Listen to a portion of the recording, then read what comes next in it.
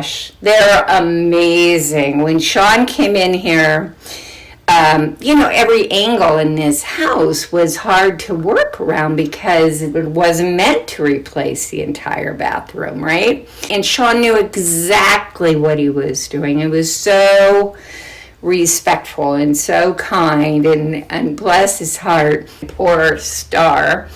She literally showed me, okay, this is the footprint. This is how big that shower would be.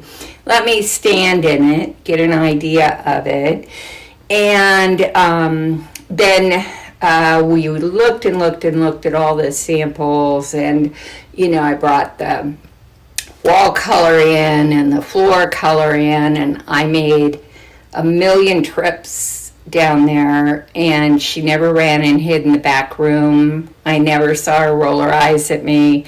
She was just 100% there.